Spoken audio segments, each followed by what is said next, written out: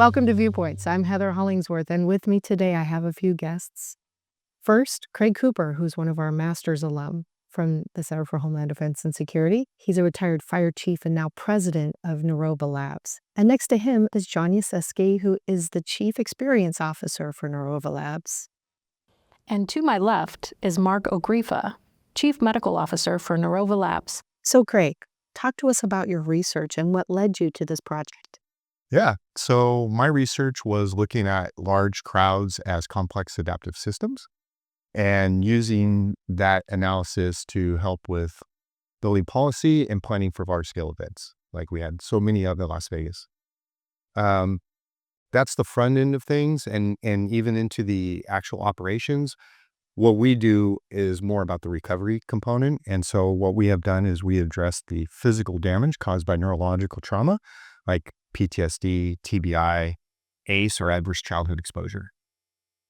So John, talk to us about some of these success stories that you've had early on. Sure. A recent success story that comes to mind is one that a 17-year-old female who's having a very difficult time sustaining horrible trauma.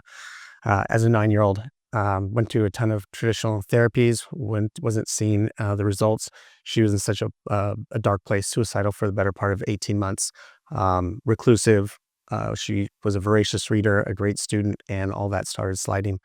She came to us. We got her into our environment. One of the beautiful things about what we do is that the environment is more game-like. It's not traditional therapy. You don't have to ruminate about the event. You don't have to talk about it. So the therapy is embedded into the environment. So you're just really playing a game and having fun, and you don't have to address the prior trauma. And so patient resistance is, kind of eliminated there. And she's no longer suicidal. So she's completely rebounded. She is enjoying reading again, which is something she hadn't done in almost 2 years. And she's now thriving. Well, Mark, let's now talk about the research and the science behind it. So the guys mentioned this concept of gamified environment. So what we're dealing with is a neuroimmersive virtual reality environment. We've taken components of a state-of-the-art conventional treatment protocol referred to as EPIC, Enhanced Performance in Cognition, which has seen remarkable results for traumatic brain injury, post-traumatic stress disorder. We've incorporated the core elements of that into this neuroimmersive environment. So there's 3 core issues that we're dealing with. Number 1 is neurovascular decoupling, areas of the brain that have been deprived of blood flow, both regionally and globally. And then what we refer to as autonomic dysfunction of the sympathetic and then the parasympathetic nervous system. So what we're doing is taking components in this neuroimmersive environment where the subject isn't even aware of what they're experiencing. And what we're doing is effectively amping up different regions of the brain that have very specific functions and then calming them back down in a repetitive fashion. And what we've been able to demonstrate through preliminary results is what we're seeing through what's called FNCI scans, functional neurocognitive imaging, which is a form of MRI scans, that we're seeing the initial preliminary results equivalent within 4 hours, 4 one-hour sessions, 4 days in a row, is the equivalent to 14 days of intensive inpatient in-treatment protocol and therapies.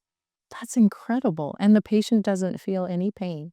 No pain at all. The entire concept is we can put them into this gamified environment, and that the core concept is that it is neuroimmersive. So it's stimulation of different areas of the brain. We already know that due to post-concussion syndrome and then sequela PTSD, and a lot of kind of warfighters, first responders already feel these effects of the emotional ability, the disrupted sleep. These are due to areas of the brain being deprived of blood. What we're doing is engaging and re-engaging these areas of the brain repetitively to restore that blood flow, to ensure that we're rebalancing blood flow throughout these different regions of the brain. Incredible. So Craig, talk to us about the types of folks who would avail themselves. I mean, I can think of a whole bunch, but tell us who you're working with. We're currently working with Ohio State University at their Strive clinic, which is for PTSD and suicide prevention. They just integrated our neuroimmersive environments on the front end of their treatment protocol and started their research as recently as this past week. Additionally, we are about a month in with a field study with Huntington Beach Fire Department in Southern California. And we are also receiving preliminary data from a combat theater where 60% of the participants have self-reported a sense of relief by using this and a 40% increase in their sleep While they're in theater. while they're in theater. Correct. Wow. Yeah. Such promising research. Yeah, it's really exciting. So I like the point that you made at the beginning of the show where you talked about the long-term effects of recovery. And it seems like there's not a lot of work such as yours going on in that arena. So tell us how unique this research is. So there's a couple of components of that. This research and this work is designed to complement traditional treatment therapies. But the difference is we are targeting the root cause of the problem, the actual disrupted blood flow in the brain. Using structured adaptation, stress inoculation, it's leading to improved memory and improved emotional resilience. And then starting to look at resolving some of the core sequelae from the likes of PTSD. And we're seeing remarkable initial results in the subjects and users that are undergoing this neuroimmersive virtual reality treatment protocol. And to Craig's point, we've managed to either not cure PTSD, but resolve some of the symptoms, restore warfighters to combat effectiveness. So the initial results are extraordinarily promising to use this type of modality, which is scalable, it's repeatable, and it's cost effective. Yeah, I guess you just answered my question about what success looks like for you guys. And how long do you think it will take to get to that success? So again, like I mentioned, we're looking at preliminary results, but those preliminary results have been phenomenal.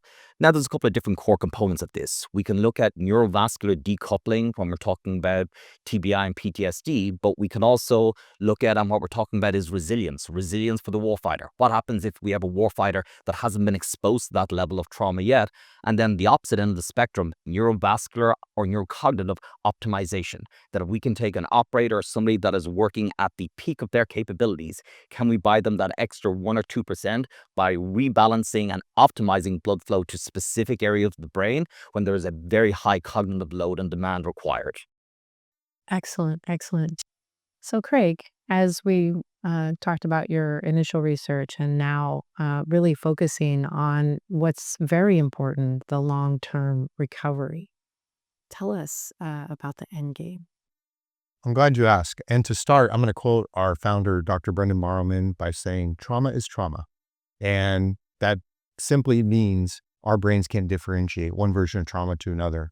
So when we start thinking about the examples we provided, 17-year-old teenager to a warfighter to a first responder, it's a very large swath of individuals that we are talking about addressing. And really, it's one of two things. It's addressing the neurovascular decoupling or cognitive optimization. Ultimately, we're hoping to reduce susceptibility to trauma-induced cognitive decline, improve memory and memory recall, and stress resilience. These are things that we have seen preliminary results in, and we're really looking forward to helping this large audience. And if we can improve cognition and optimization with, again, our warfighters and our responders, that to us, that's what success looks like. Well, excellent. Gentlemen, thank you so much for joining us today and good luck. Thank you very much.